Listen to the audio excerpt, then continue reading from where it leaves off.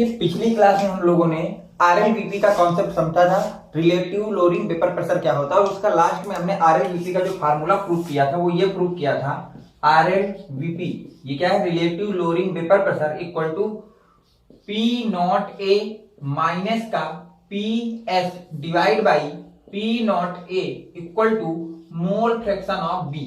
B का मतलब क्या है, mole fraction of non volatile solute. यहाँ पे पी नॉट का क्या मतलब है, partial pressure of pure solvent. PS का क्या मतलब है, partial pressure of solution. P naught A क्या है, partial pressure of pure solvent. ये इसको हमने प्रूव किया था। अब इसके क्वेश्चनों को मैंने पिछली क्लास में एक क्वेश्चन आपको करा गया था, आज नेक्स्ट एक और क्वेश्चन लिखा है, इसको देखो ट्राई करते हैं। क्या बोला गया है, the vapour pressure of pure water. क्या दिया गया है, वेपर प्रेशर दिया गया है, तो हम लिखते हैं vapour pressure of pure water. Pure water का कितना दिया गया है भैया, 600 mm ऑफ Hg दिया गया, 600 mm ऑफ Hg दिया गया है। अब देखिए मैंने आपको ये बात जिस दिन सॉल्यूशन चैप्टर स्टार्ट किया था उसी दिन आपको क्लियर कर दिया था कि जब तक क्वेश्चन में हमको ये नहीं बोलता है कि वाटर सॉल्वेंट है, वाटर क्या सोल्यूट है, तब तक वाटर की क्वांटिटी कुछ भी हो वो हमेशा सॉल्वेंट की तरह यूज होगा, ये बता चुका हूं। जब तक क्वेश्चन में खुद ही ना वो लिख के दे कि वाटर इज अ सोल्यूट, इस जब वो ये लाइन नहीं लिख रहा तो उसकी क्वांटिटी कुछ भी हो आपको हमेशा उसको एज अ सॉल्वेंट लेना है। अगर ये सॉल्वेंट है और ये प्योर है, इसका मतलब यही हमारा पी नॉट ए है। इतने में कोई दिक्कत भैया, ये समझ में आया, 600 mg। सेम टेम्परेचर, इसका मतलब बोला गया है जो टेम्परेचर है वो कांस्टेंट है। सेम का मतलब ये होता है ना, constant. Okay, find the vapour pressure of a solution. हमको क्या फाइंड करना है भैया, वेपर प्रेशर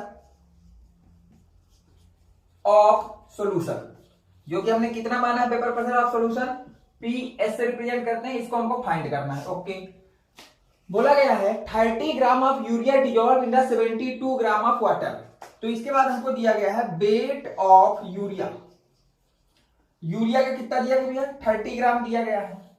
तो अगर हम यहां से निकाले मोल ऑफ यूरिया, क्या निकाले भैया, मोल ऑफ यूरिया, तो वो कितना हो जाएगा भैया, वो हो जाएगा गिवन वेट वो भी किसमें भैया, in gram divide by molecular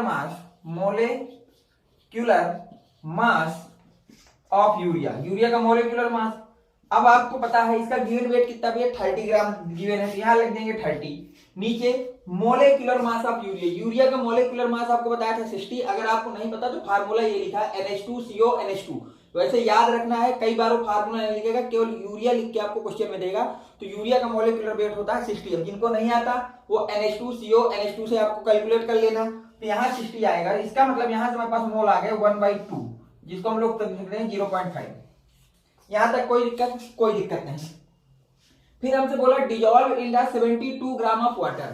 तो अब हमको यहां से दिया गया वेट ऑफ वाटर कितना दिया गया भैया, 72 ग्राम। तो क्या यहां से हम लोग मोल ऑफ वाटर निकाल सकते हैं, मोल ऑफ वाटर। अगर मोल ऑफ वाटर निकालेंगे तो क्या हो जाएगा, गिवन वेट वो भी किसमें भैया, इन ग्राम में वाटर का, डिवाइड बाई मोलेक्युलर मास या weight, molecular mass of water. Given weight हमको 72 दिया है, मोलेकुलर मास होता है 18, तो ये कितना हो गया भैया, 4 आ गया। कितने मोल आ गए, 4 आ गए। ये हमको यहां से आ गया। अब देखिए हमसे पी नॉट ए दिया है, पीएस पूछा है, इसका मतलब हमको तुरंत समझ में आ जाना चाहिए कि ये हमारा आरएलवीपी का क्वेश्चन है। अगर आपको प्योर का दिया हो, सोल्यूशन का पूछे, या सोल्यूशन का दिया हो प्योर का पूछे, तो आप समझ जाइए कि आरएलवीपी का सवाल है। अगर आरएलवीपी का क्वेश्चन है तो हमको ये क्या जाना, हम ये जानते हैं वी नो दैट क्या जानते हैं भैया, आरएलवीपी इक्वल टू क्या होता है, पी नॉट ए माइनस का P F divide by P naught A equal to mole fraction of non volatile solute, mole fraction of non volatile solute. यहां तक लिखिए, देख लेते हैं दिख रहा है आपको या नहीं।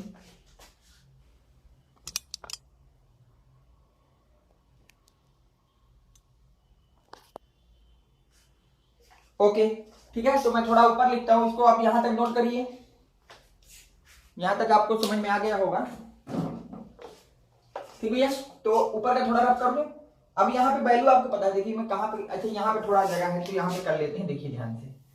अब इस फार्मूले में क्या करेंगे, आपको यहाँ पे लिख देंगे सारी चीजों को, वहां पे हम लोग रिप्रेजेंट कर देंगे यहाँ पे। अब क्या करेंगे, पुट, देखिए नॉन वोलेटाइल पूछा, नॉन वोलेटाइल सोल्यूट। अब हमको ये तो पता है कि जो सॉल्वेंट है वो हमारा वाटर हो गया, सॉल्वेंट जो है वो क्या हो गया भैया, वाटर हो गया। तो जो बचा वही सोल्यूट है, इसका मतलब यूरिया का मोल फ्रैक्शन हमको निकालना पड़ेगा। किसका मोल फ्रैक्शन निकालना पड़ेगा भैया, यूरिया का मोल फ्रैक्शन हमको निकालना पड़ेगा। तो हम यहां से निकाल लेते हैं मोल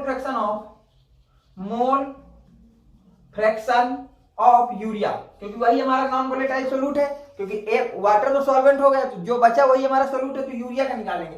फार्मूला क्या होता है, mole of urea divide by total mole of solution, ये फार्मूला लगाएंगे। तो यहां से आप लोग लगेंगे मोल फ्रैक्शन का मतलब ये हो गया, यूरिया का लिए यूरिया लिख दिया, यूरिया के मोल कितने भैया 0.5, ऊपर डाल दिया 0.5, नीचे डालना है total mole of solution. Total mole of solution का क्या मतलब है, mole of urea plus mole of water. तो यहाँ पे लिख देंगे mole of urea plus mole of water.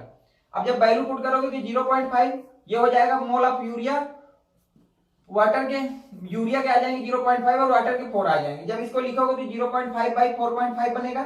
इसके बाद इसको कैंसिल करोगे तो 1/9 आ जाएगा। कितना आ जाएगा भैया, मोल फ्रैक्शन आ जाएगा 1/9। ठीक है, तो मैं यहाँ थोड़ा रब करता हूँ, आप देखना। ठीक है, ओके ओके। तो अब हम यहां से क्या करेंगे, put all value from equation 1, इसको इक्वेशन नंबर 1 मान लेते हैं, फ्रॉम इक्वेशन 1। जब इक्वेशन 1 में पुट करेंगे, पी नॉट ए का मतलब क्या होता है, पी नॉट ए हमारा था 600 mg था, माइनस का पी एस हमको निकालना है, divide by P naught A की जगह हम लोग रख देंगे 600 equal to mole fraction of urea. Mole fraction of urea कितना है भैया, मोल फ्रैक्शन ऑफ यूरिया लिखना पड़ेगा, ऐसा लिखेंगे। कल के दिन हम लोग क्या करेंगे भैया, इसको सॉल्व करेंगे तो 600 माइनस का पी एस डिवाइड बाई 600 और मोल फ्रैक्शन ऑफ यूरिया कितना है भैया 1/9 आया है। अब इसको हम लोग सॉल्व करेंगे तो 600 को उधर भेज देते हैं, 600 को उधर भेज देते हैं, तो 600 माइनस का पी एस इक्वल टू कितना हो जाएगा 600/9, ये 3 से कट जाएगा, कितना है ये 200 आ जाएगा, और ये आ जाएगा नीचे 3 को इधर भेज देते हैं, तो ये हो जाएगा भैया 1800 माइनस का 3 पी एस इक्वल टू 200। क्या 3 पी एस को उधर भेज दो, 200 को इधर ले आओ, 1800 माइनस का 200 इक्वल टू 3 पी एस हो जाएगा। यहां से कितना आ जाएगा 1600 इक्वल टू 3 पी एस आ जाएगा। देख लीजिए यहां तक, अगर ऐसा आ जाएगा तो यहां से पी एस इक्वल टू कितना आ गया भैया 1600 डिवाइड बाई 3 आ गया। अब इसको देखिए काट लेते हैं, क्या होगा, ये आ जाएगा 533.33, कितना आ जाएगा भैया 533.33 आ जाएगा। नहीं आएगा ना, देख लीजिए थोड़ा सा, 19 हो जाएगा, 5119 हो जाएगा। ओके, पी नॉट 600 हो गया, ये हो गया, ओके 9 इसको कटेंगे तो ये हो जाएगा 200, ओके नीचे आ जाएगा 300, इसको इधर 1800 माइनस इतना, इसको इधर भेजेंगे, ये माइनस के साथ आ जाएगा, तो यहाँ बचेगा 1600 इक्वल टू P3 है। ठीक है, तो इतना आ जाएगा, कितना आ जाएगा भैया 500, ओ सॉरी, ठीक है, ये क्वेश्चन में आप थोड़ा सुधार कर लेना। जो वेपर प्रेशर आप प्योर वाटर दिया है, मैंने 60 mg लिखा है, तो उसको कर लेना 600 mm ऑफ Hg, तो ये क्वेश्चन आ जाएगा, क्योंकि हमने जो वेपर प्रेशर ऑफ वाटर कर लिया वो 600 mm ऑफ Hg कर दिया, तो उसका बढ़ा लेना, कितना कर लेना भैया, क्वेश्चन में लिखा है ना शुरू में, the vapour pressure of pure water is 60 mm of Hg, तो उसको कर लेना 600 mm ऑफ Hg। तो यहां से आ गया पीएस हमारे पास इतना, तो क्या लिखेंगे, hence vapour pressure of solution is 533.33। अब देखिए यूनिट जो दी गई थी वही यूनिट रखी, कितना दिया गया है, mm ऑफ Hg दिया गया है, इतने mm ऑफ Hg। इस तरह से आपको बोर्ड में पूरा कैलकुलेशन जिस तरह से मैंने लिखा है इतना आपको लिख के आना है, तभी आपको पूरे मार्क्स बोर्ड वाले देंगे, तो इसको नोट करिए। इसके बाद चलते हैं नेक्स्ट क्वेश्चन पे। देखिए अगला क्वेश्चन आपको क्या दिया गया है, calculate the mass of non volatile solute, molar mass is 40 gram per mole required to be dissolved in the 114 gram of octane to lower vapour pressure to 80%। ठीक है, आपको पहली बात क्या निकालना, mass of non volatile solute निकालना है। क्या निकालना है, mass of non volatile solute, तो उसको मान लेते हैं WB होगा, कितना होगा भैया WB होगा क्वेश्चन मार्क, इसको निकालना है। मोलर मास दिया है। क्या दिया भैया? Molar mass of non volatile solute कितना दिया गया भैया? 40 ग्राम पर मोल दिया है। इसका मतलब 40 दिया है, जिसको हम लोग एमबी से रिप्रेजेंट करेंगे। नॉन वोलेटाइल के सोल्यूट को किससे रिप्रेजेंट करते हैं भैया? एमबी से। तो वो 40 दिया गया है। Required to be dissolve 140 gram octane. अब देखिए ऑक्टेन में डिजोल्व किया जा रहा है, जिसमें डिजोल्व करते हैं वही हमारा क्या होता है भैया? सॉल्वेंट होता है। इसका मतलब यहाँ पे हमको दिया है mass of solvent, mass of solvent, solvent जो कि कितना है? सॉल्वेंट को क्या बोला है? ऑक्टेन बोला है। तो ऑक्टेन मास ऑफ सॉल्वेंट वो कितना दिया? 114 ग्राम दिया है। अब ऑक्टेन है तो ऑक्टेन का मोलिकुलर मास निकाला जा सकता है। ऑक्टेन का फार्मूला याद है किसी को? क्या होता है भैया? C8H18 होता है। ऑक्टेन का मोलिकुलर फार्मूला क्या होता है भैया? C8H18 होता है। तो इसका आप मोलिकुलर वेट निकाल लीजिए भैया, कितना हो जाएगा? तो इसको मल्टीप्लाई कर दीजिए, ये आ जाएगा 114। कितना आ जाएगा भैया? मोलिकुलर मास भी आपके पास आ गया 114। कितना आ गया भैया? 114। तो यहाँ पे हम लोग लिख देते हैं molecular mass of solvent, molecular mass of solvent जिसको हम लोग MA से रिप्रेजेंट करते हैं, वो आ गया 114। इतना आ गया। ओके, तो मोलिकुलर मास की यूनिट जो होती है वही लिख देते हैं, ग्राम पर मोल होती है। इसकी भी कितनी आ जाएगी है? ग्राम पर मोल। ये होती है मॉलिक्यूलर मास की यूनिट, ग्राम पर मोल। ओके, फिर बोला गया है octane to lower vapour pressure 218। यहां पे भी आपका 2 लगा हो, याद रखना ये 2 यहां पे लगा हो, इसका मतलब ये उतना रह गया। 2 का मतलब होता है उतना रह गया। और अगर आपको परसेंटेज दिया गया हो तो परसेंटेज के सवाल को हमेशा 100 लेके चले। तो इसने ये बोला है कि शुरू में 100 था, क्योंकि परसेंटेज लगा तो हमने खुद से मान लिया कि शुरू में 100 रहा। फिर जब हमने उसमें नॉन वोलेटाइल सोल्यूट मिलाया उस सॉल्वेंट में, तो उसका जो वेपर प्रेशर है उस सॉल्यूशन का वो कितना रह गया? 80 ही रह गया। 280% का मतलब 80 ही रह गया। तो यहां से हमको क्या है भैया? लेट कर लेते हैं, let vapour pressure of pure solvent जिसको हम लोग P0A से रिप्रेजेंट करते हैं, वो कितना भैया मान लेते हैं? 100 एटीएम है। कितना भैया? 100 एटीएम है, इतना मान लेते हैं। फिर हम लोग चलते हैं, हमको जो क्वेश्चन में दिया गया है, तो यहां से हमारे पास vapour pressure of solution, vapour pressure of solution जिसको हम लोग PS बोलते हैं, वो कितना आ जाएगा? 280 लिखा है, मतलब 80 बचा। कितना बचा? 80 एटीएम। यहां तक कोई देखते हैं। अब देखिए हमको सॉल्वेंट का दिया है और सॉल्यूशन का दिया है, तो हमको तुरंत समझ में आ जाना चाहिए कि ये क्वेश्चन दिया गया है RLVP का दिया गया है। किसका दिया गया है? RLVP का दिया गया है। तो हम क्या जानते हैं? वी नो डेट क्या जानते हैं भैया? RLVP का मतलब तो पता है ना, रिलेटिव लोअरिंग वेपर प्रेशर कितना होता है भैया? P0A माइनस का PS divide by P0A equal to होता है mole fraction of non volatile solute. Okay, put the all value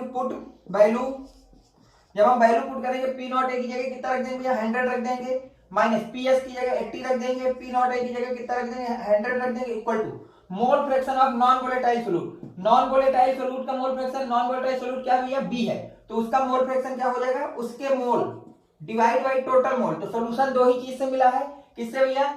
एक नॉन वोलेटाइल से और दूसरा ऑक्टेन से। तो ऑक्टेन को A माना है, तो mole of A plus mole of B, यही हो जाएगा मोल फ्रैक्शन ऑफ नॉन वोलेटाइल, क्योंकि नॉन वोलेटाइल के मोल कितने माने हमने? WB माना है।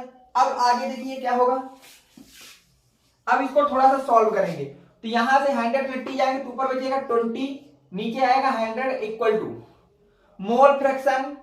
अगर हम बात करें मोल फ्रैक्शन वो मोल ऑफ बी के, तो मोल ऑफ बी तो नहीं पता, तो मोल ऑफ बी का फार्मूला क्या होगा?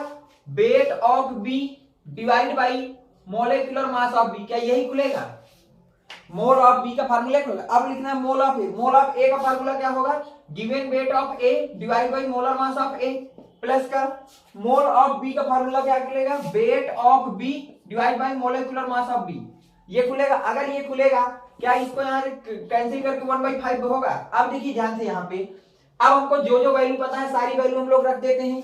WB नहीं पता तो WB को ऐसा ही रखने देते हैं, या डिवाइड बाई MB हमको पता है कितना भैया? 40 है, तो यहाँ पर रख देंगे 40 और पूरे का डिवाइड लगेगा। पूरे का डिवाइड लगके कितना आएगा भैया? वेट ऑफ ए, इसको हम लोग WA बोलते हैं, तो weight of A pure solvent का वेट कितना 114 है, तो यहाँ रख देंगे 114 divide by molecular mass of A, वो भी कितना आया है 114 आया है, तो यहाँ रख देंगे 114 प्लस मास ऑफ बी जो कि हमें निकालना है, तो उसको डब्ल्यू बी ही रहने देते हैं। इसके बाद मोलेकुलर मास ऑफ बी जो कि हमारा कितना आया 40 आया, इसको ऐसा लिख लेते हैं। कल के दिन जब इसको सॉल्व करेंगे तो ये 1/5 equal to W B divide by 50 बनेगा 40 बनेगा। नीचे ध्यान से देखिए क्या बनेगा, ये 1 हो जाएगा, ये कितना हो जाएगा कट के भैया 1 प्लस का डब्ल्यू बी बाई 40 आएगा कि नहीं आएगा। फिर कल के दिन 1/5 इक्वल टू कितना डब्ल्यू बी इक्वल टू 40, नीचे क्या हो जाएगा इसको 40 ले आएंगे, एलसीएम लेंगे 40 प्लस का डब्ल्यू बी डिवाइड बाई 40 आएगा। इस 40 से ये वाला 40 कट जाएगा, देख लीजिए आराम से, इस 40 से आपका ये वाला 40 क्या हो जाएगा भैया कट जाएगा। अगर कट जाएगा फिर क्या होगा, फिर हमको यहां से मिल गया 1/5 किसके इक्वल है भैया W B divide by 40 plus का डब्ल्यू बी के बराबर है।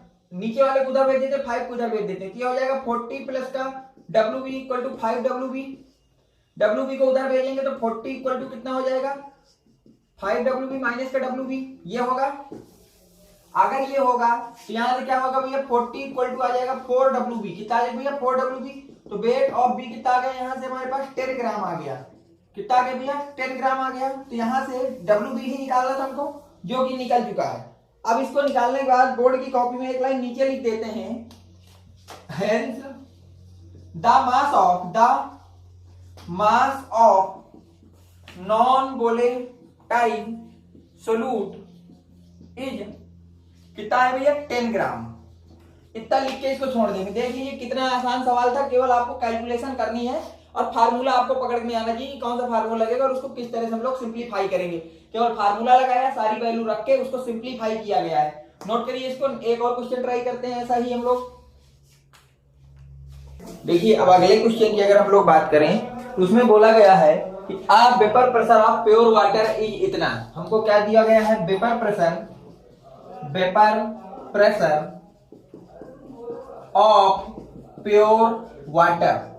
प्योर वाटर है, वाटर हमेशा सॉल्वेंट होता है और हम सॉल्वेंट के वेपर प्रेशर को प्योर वाले को P नॉट ए से रिप्रेजेंट करते हैं। वो कितना है 12.3 किलो पास्कल है, ठीक है, एट 300 केल्विन। तो टेम्परेचर दिया गया है आपको 300 केल्विन, ओके। फिर बोला गया find the vapour pressure of solution. हमको क्या फाइंड करना है, vapour pressure of solution, vapour pressure of solution जिसको हम लोग PS से रिप्रेजेंट करते हैं। किससे रिप्रेजेंट करते हैं, PS से, वो हमको फाइंड करना है, ओके। फिर दिया गया containing 1 molar non volatile solute. क्या दिया गया है, containing 1 molar non volatile solute. तो 1 मोलर नॉन वोलेटाइल सोल्यूट, हाँ। अब इसकी मीनिंग पता होगी तभी आपका ये क्वेश्चन बनेगा, क्योंकि उसने तो सीधे एक लाइन में बोल दिया कि 1 मोलर नॉन वोलेटाइल। मोलर का मतलब क्या होता है, मोलर याद है, number of mole dissolved in the 1 kg pure solvent. 1 kg solvent में डिजॉल्व नंबर ऑफ मोल को, रेशियो को ही क्या बोलते हैं भैया, मोलर बोलते हैं। मोलर क्या होता है, number of mole of solute present in 1 mole of 1 kg of solvent. 1 kg solvent में सोल्यूट के मोल की प्रेजेंट होने पे जो आपका रेशियो आता है उसी को क्या बोलते हैं, मोलर। तो इसकी मीनिंग क्या होगी, it means 1 mole of non volatile solute is dissolved in 1 kg of solvent. किसमें डिजॉल्व है भैया, 1 kg ऑफ सॉल्वेंट दिया है। इस लाइन को समझ लीजिए, 1 मोलर नॉन वोलेटाइल सोल्यूट का मतलब क्या हो गया, इसका मतलब हो गया कि 1 mole of non volatile solute present है या डिजॉल्व है किसमें, 1 kg ऑफ सॉल्वेंट पे। 1 kg ऑफ सॉल्वेंट में इस चीज की आपको मीनिंग आना चाहिए, अन्यथा ये क्वेश्चन आप कर नहीं पाएंगे। इन सब चीजों को मैंने डिटेल से पार्ट 2 पार्ट 3 में जहां पे हम लोगों ने सॉल्यूशन स्टार्ट किया था, एक एक चीज बताई थी कि 1 मोलर का क्या मतलब होता है, 1 मोलर का क्या मतलब होता है, 1 मोल फ्रैक्शन का क्या मतलब होता है, ये सब आपको डिटेल से बताया जा चुका है। तो अब उम्मीद करता हूं कि ये चीजें आसानी से तुम भी लिख लेते होगे जिस तरह से मुझे पता चलती हैं। अब आगे चलते हैं, तो हमारे पास यहां से आ गया मोल ऑफ, क्या आ गया भैया, मोल ऑफ नॉन वोलेटाइल सोल्यूट कितना आ गया भैया, जिसको हम लोग किससे रिप्रेजेंट करते हैं, एनबी से रिप्रेजेंट करते हैं, वो आ गया 1। फिर हमको आ गया वेट ऑफ सॉल्वेंट आ गया, साथ में हमारे पास क्या आ गया, वेट ऑफ सॉल्वेंट। जबकि सॉल्वेंट इस केस में वाटर है तो वो कितना आ गया 1 kg। 1 kg का मतलब कितना आ गया 1000 ग्राम आ गया। तो क्या यहाँ हम लोग मोल ऑफ सॉल्वेंट लिख सकते हैं, मोल ऑफ सॉल्वेंट। जब हम लोग मोल ऑफ सॉल्वेंट लिखेंगे जो कि वाटर होगा तो इसका क्या फार्मूला होगा, गिवन वेट इन ग्राम होगी, किसमें भैया, ग्राम में, divide by molecular mass of water. अब जब वैल्यू रखेंगे तो गिवन में मास कितना है 1000 ग्राम है और मोलेकुलर मास होता है 18। ठीक है, इसको जिस दिन आप सॉल्व करेंगे आ जाएगा 55.55 मोल आ गए इसके इसमें। अब यहां से मोल आ गए। अब हमको क्या है, हमको ये पता है कि यहाँ पे RLVP लगेगा क्योंकि इसने प्योर सॉल्वेंट और सॉल्यूशन की बात कर दी है। जहां पे भी प्योर सॉल्वेंट और सॉल्यूशन की बात कर दे तो आप समझ जाइएगा वो RLVP का क्वेश्चन है। ये तो कंफर्म हो गया RLVP का। तो RLVP का क्वेश्चन में हमको मोल फ्रैक्शन ऑफ नॉन वोलेटाइल चाहिए होता है, तो यहां से हम लोग निकाल लेते हैं मोल fraction of non volatile solute. अब नॉन वोलेटाइल सोल्यूट क्या होगा भैया, नॉन वोलेटाइल सोल्यूट हमारे पास होगा, उसका नाम तो दिया नहीं तो नॉन वोलेटाइल सोल्यूट का निकालते हैं, इक्वल टू, अब मोल फ्रैक्शन का फार्मूला याद है क्या होता है, इसको हम डेल बी से रिप्रेजेंट करेंगे क्योंकि बी को ही हमने क्या बोला है, नॉन वोलेटाइल सोल्यूट बोला है। तो फार्मूला क्या होता है, जिसका मोल फ्रैक्शन निकालना है उसके mole NB divide by total mole of solution. तो सॉल्यूशन में दो ही चीजें प्रेजेंट है, एक सॉल्वेंट प्रेजेंट है और एक सोल्यूट प्रेजेंट है। तो Na प्लस का Nb, इस बात को आप देखिएगा, यहां तक कोई दिक्कत हो बताइए, ऐसा होगा। फिर क्या करेंगे, सारी वैल्यू पुट करेंगे, तो Nb की जगह हम लोग रख देंगे 1 डिवाइड बाई Na की रख देंगे, Na की जगह रख देंगे 55.55 प्लस का 1। तो ये कल के दिन लिखा जा सकता है 1 डिवाइड बाई 56.55। तो मोल fraction of non volatile solute कितना आ गया, 1 डिवाइड बाई 56.55 आ गया। अब हम चलते हैं फार्मूले की तरफ। तो अब हम क्या करते हैं, वी नो डेट क्या है भैया, वी नो डेट में कि RLVP जो होता है वो कितना होता है भैया, P नॉट A माइनस का PS डिवाइड बाई PS, वो P naught A equal to होता है mole fraction of non volatile, जिसको हम लोग B बोलते हैं, NB हो गया, इसके इक्वल होता है। यहां पे क्या लिख लीजिए पहले, non volatile solute, non volatile solute. अब कल के दिन इसको क्या लिख सकते हैं, P नॉट A माइनस का PS equal to P naught A equal to non volatile solute B को बोला तो मोल फ्रैक्शन ऑफ B हो गया। अब सारी वैल्यू को पुट करते हैं, पुट द ऑल वैल्यूज। सारी वैल्यू को जब हम पुट करेंगे, क्या करेंगे भैया, पुट करेंगे, तो ध्यान से देखना, यहां पे पुट कर रहा हूं, ध्यान देखना। P नॉट A का मतलब क्या हो गया, प्योर वाला, कितना भैया 12.3 माइनस का P नॉट S जो कि निकालना है, तो उसको P नॉट S PS ही रहने देते हैं, P naught A 12.3 equal to mole fraction of non volatile solute कितना आया है, 1 डिवाइड बाई 56.55 आया है, ये आया है। ओके, सारी चीजें रख ली हैं, अब केवल उसको सॉल्व करना है। क्या करना है भैया, सॉल्व करना है। तो देखिए सॉल्व करते हैं, कुछ दिख पा रहा है आप लोगों को, सॉल्व करते वक्त कुछ दिख रहा है, नहीं दिख रहा, ओके नहीं दिख रहा तो सिंपल सी बात है, ये हो जाएगा 12.3 माइनस का PS इक्वल टू 12.2 को 3 को इधर भेज देते हैं, 12.3 डिवाइड बाई 56.55 ऐसा हो जाएगा। अब इसको क्या करेंगे, 56.55 को इधर आप मल्टीप्लाई कर लीजिएगा, क्या कर लीजिएगा भाई, मल्टीप्लाई कर लीजिएगा, और यहां से अब PS इसको आप सॉल्व तो कर लेंगे ना, इसको यहां मल्टीप्लाई करिएगा और PS की वैल्यू निकाल लीजिएगा जो कि हमको निकालना है। तो मैं देख लेता हूं, मेरे पास PS का जो आंसर है वो आपके लिए लिख देता हूं, वो हमारे पास है 12.08। जब आप सॉल्व करेंगे तो वेपर प्रेशर ऑफ सॉल्यूशन कितना आएगा, 12.08 आएगा। अब बात आ गई यूनिट, तो जो आपने प्योर सॉल्वेंट की यूनिट ली थी वही आपकी यूनिट इसकी होगी, तो कितनी थी, किलो पास्कल, तो इसकी भी यूनिट क्या हो जाएगी, किलो पास्कल। और लास्ट में मैंने क्या बताया, बोर्ड की कॉपी में आंसर निकालने के बाद एक लाइन थोड़ा सा और लिख देते हैं, और वो लाइन क्या लिखेंगे, ध्यान से देखना, वो लिखेंगे hence vapour pressure of solution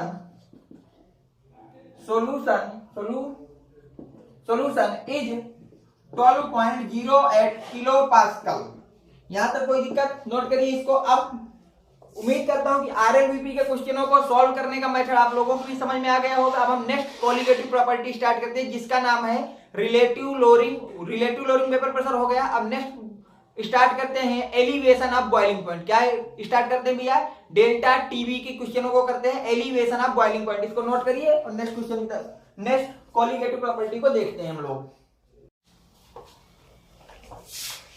देखिए अगली कोलिगेटिव प्रॉपर्टी जो हमको देखना है वो है एलिवेशन इन बॉइलिंग पॉइंट। इसको किससे रिप्रेजेंट करते हैं? डेल्टा टीबी से रिप्रेजेंट करते हैं। मैंने पिछले वीडियो में बता चुका हूं कि जो एलिवेशन इन बॉइलिंग पॉइंट होता है उसको डेल्टा टीबी से रिप्रेजेंट करते हैं।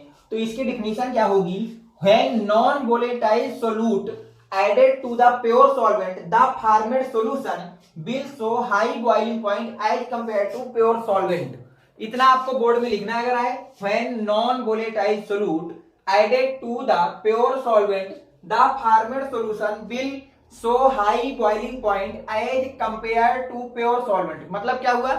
ये है कि आपने एक सॉल्वेंट को लिया, प्योर सॉल्वेंट है, उस पर कुछ भी नहीं है। जब आप बॉयल किया तो जो भी बॉइलिंग पॉइंट आया उसका, जब आपने उसमें किसी नॉन वोलेटाइल को मिला दिया, उसी सॉल्वेंट पे अगर नॉन वोलेटाइल को मिला दिया तो सोल्यूशन बन गया, क्योंकि सोल्यूट और सॉल्वेंट मिलकर क्या बन जाते हैं? सोल्यूशन। तो जब आप उस सॉल्यूशन को बॉयल करेंगे तो उसके बॉयल करने का जो बॉइलिंग टेम्परेचर होगा वो ज्यादा होगा as compare to pure solvent के। प्योर सॉल्वेंट अगर आपका 100 डिग्री में आपका बॉयल हो रहा था तो आपका जब नॉन वोलेटाइल उसमें मिला देंगे और सॉल्यूशन बना लेंगे तो उस सॉल्यूशन का जो बॉइलिंग पॉइंट होगा वो 100 से ग्रेटर देन होगा। ये है इस चीज का मीनिंग। तो आपको ये समझ में आ गया एलिवेशन इन बॉइलिंग पॉइंट क्या होता है? एलिवेशन ऑफ बॉइलिंग पॉइंट कुछ नहीं होता, प्योर सॉल्वेंट में जब हम लोग नॉन वोलेटाइल सोल्यूट मिला देते हैं तो उसके बॉइलिंग पॉइंट में इंक्रीज आ जाता है और उसके इस बॉइलिंग पॉइंट में आने वाले इंक्रीज के डिफरेंस को ही हम लोग क्या बोलते हैं? एलिवेशन ऑफ बॉइलिंग पॉइंट बोलते हैं। अब देखिए इसको बॉइलिंग पॉइंट क्या होता है। तो पहली बात यहाँ पे एक चीज आ गई, बॉइलिंग पॉइंट बढ़ घट तो रहा है वो तो समझ में आ रहा है, लेकिन बॉइलिंग पॉइंट होता क्या है? तो यहाँ मैंने किनारे में आपको बॉइलिंग पॉइंट लिख दिया। वैसे आप लोगों को पता होना चाहिए 9th में सब पढ़ाया जाता है बॉइलिंग पॉइंट, फ्रीजिंग पॉइंट, ये सब क्या है, लेकिन फिर भी मैं आपको एक बार और क्लियर कर देता हूं।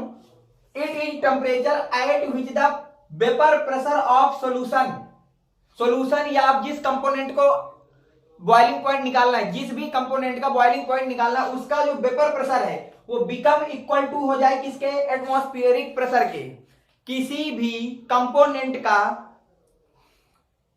कंपोनेंट को वो टेम्परेचर, जिस टेम्परेचर पे उसका वेपर प्रेशर वह एटमॉस्फेरिक प्रेशर के बराबर हो जाता है, उस टेम्परेचर को क्या बोलते हैं? बॉइलिंग पॉइंट बोलते हैं। किसी भी कंपोनेंट का वो टेम्परेचर, जिस टेम्परेचर पे उस कंपोनेंट का वेपर प्रेशर एटमॉस्फेरिक प्रेशर के इक्वल हो जाता है, उस टेम्परेचर को हम लोग क्या बोलते हैं? बॉइलिंग पॉइंट बोलते हैं। अब बात आ गई कि एटमॉस्फेरिक प्रेशर क्या होता है। तो एटमॉस्फेरिक प्रेशर का मतलब होता है 1 atm प्रेशर, और 1 atm प्रेशर का क्या मतलब होता है? 760 mm ऑफ Hg के इक्वल हो जाए। तो जब किसी भी कंपोनेंट का दिया गया वह टेम्परेचर, जिस टेम्परेचर को देने के बाद उसका जो प्रेशर है, वेपर प्रेशर, वो 1 atm के इक्वल हो जाए, तो उसी टेम्परेचर को हम लोग बोलते हैं बॉइलिंग पॉइंट। क्या बोलते हैं? Boiling point. Boiling point clear हुआ? ओके। अब देखिए मान लीजिए कि हमने यहां से एक क्या लिया भैया? सॉल्वेंट लिया। ध्यान से देखना, हमने माना कि कल के दिन यहां से एक सॉल्वेंट को लिया था और उसको बॉयल किया, कुछ ऐसा ये बॉयल हुआ, और यहां पे जाकर उसका बॉइलिंग पॉइंट मान लिया आ गया टीबी। कितना आ गया? टीबी। ये कहां है? जब हमारे पास प्योर सॉल्वेंट था, इसको मान लिया कि ये 1 atm प्रेशर है, तो इसको बॉयल करते गए, बॉयल करते, इधर टेम्परेचर इधर वेपर प्रेशर, तो वेपर प्रेशर 1 atm करना, तो 1 atm के लिए ये मैंने मान लिया कि 1 atm यहाँ पे आता है। जब इस लाइन को टच कर जाता है तो वो 1 atm हो जाता है। ये टेम्परेचर बढ़ाता गया, वेपर प्रेशर बढ़ता गया और एक समय में 1 atm के इक्वल हो गया, बोल दिया ये इसका बॉइलिंग पॉइंट है। कल के दिन हमने क्या किया कि इसी सोल्यूशन में, प्योर सॉल्वेंट में कुछ नॉन वोलेटाइल सॉल्वेंट मिला दिया। क्या मिला दिया भैया? नॉन वोलेटाइल सॉल्वेंट मिला दिया और उसका बॉइलिंग पॉइंट देखा तो वो आ गया टीबी डैश का आ गया। कितना आ गया? TB dash. ये कौन सा पॉइंट है? Boiling point.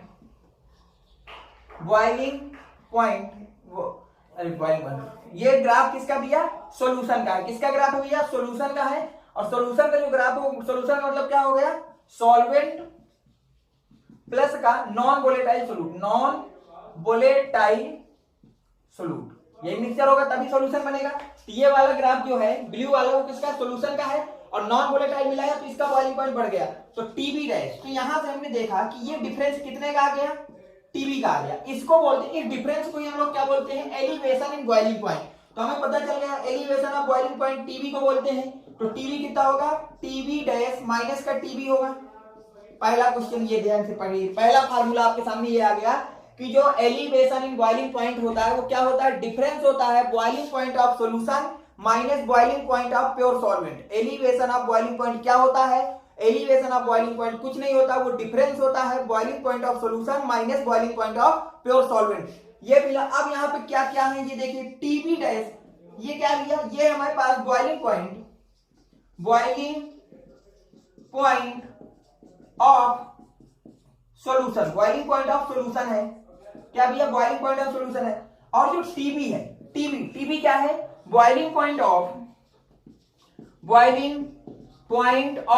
प्योर सॉल्वेंट है। तो सॉल्यूशन के बॉइलिंग पॉइंट और सॉल्वेंट के बॉइलिंग पॉइंट के डिफरेंस को हम लोग क्या बोलते हैं, एलिवेशन इन बॉइलिंग पॉइंट बोलते हैं। इसको नोट करिए, थोड़ा सा एक डेरिवेशन करा देते हैं, इसको नोट करिए। इतना हो गया, ओके आगे चलते हैं। ओ सॉरी थोड़ा यार ग्राफ में ये बना लेना, मैं बनाना भूल गया था कि जल्दबाजी में।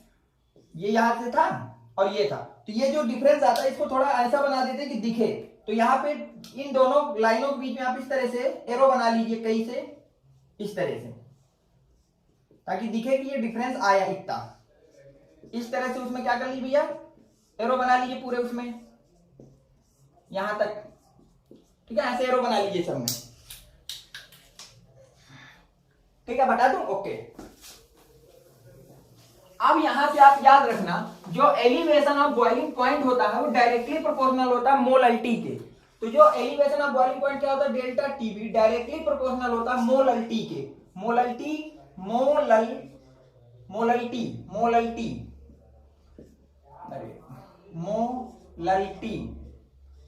के क्या होता है भैया, डायरेक्टली मोलल्टी के क्या होता है, प्रोपोर्शनल होता है, डायरेक्टली मोलल्टी के प्रोपोर्शनल होता है। अब कल के दिन ये प्रोपोर्शनलिटी का साइन हटाएंगे तो यहाँ पे एक कांस्टेंट लाएंगे तो आ जाता है केबी, तो ये हो गया केबीएम। तो आपके एलिवेशन ऑफ बॉइलिंग पॉइंट का फार्मूला क्या आ गया, केबी इंटू एम। यहाँ पे एम का क्या मतलब है, मोलल्टी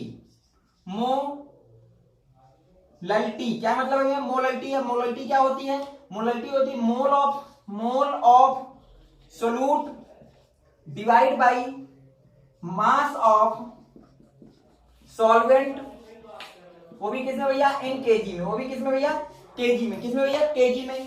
तो याद रखना, तो यहां से हमारे पास फार्मूला क्या आ गया, डेल्टा टीबी इक्वल टू आ गया केबी मोल ऑफ नॉन वोलेटाइल है तो बी हो गया, divide by weight of solvent. Solvent की वेट को हम लोग केजी में रिप्रेजेंट करना है तो क्या बोलेंगे भैया, डब्ल्यू ए से रिप्रेजेंट करते थे, डब्ल्यू ए वो भी किसमें भैया, इन केजी में, क्योंकि जो सॉल्वेंट होता है उसको ए से रिप्रेजेंट करते हैं, सोल्यूट को बी से। तो ये आपके सामने फार्मूला आ गया, नोट कर लीजिए इस फार्मूले को, ये आया और ये आया। और जो डेल्टा टीबी आएगा वो डिग्री सेंटीग्रेड अथवा केल्विन में इसकी यूनिट आएगी, इसको नोट करिए। फिर चलते हैं आगे, कुछ इतना ही आज की वीडियो में आप कर लीजिए। इसके अगले जो वीडियो आएगा उसमें हम लोग इसके न्यूमेरिकलों को ट्राई करेंगे। तो फार्मूला आपको मैंने एलिवेशन ऑफ बॉइलिंग पॉइंट के दो फार्मूले आए, एक आया difference in solution boiling point of solution minus difference in boiling point of pure solvent, और दूसरा क्या आया कि जो एलिवेशन ऑफ बॉइलिंग पॉइंट होता है वो मोलल्टी के डायरेक्टली प्रोपोर्शनल होता है। फिर प्रोपोर्शनलिटी का हमने साइन हटाया तो वहां पे केबी ले आए और यहाँ से मोलल्टी का मैंने फार्मूला लगा दिया। तो तीन फार्मूले आज आपको मिले, ठीक है, नोट करिए इनको।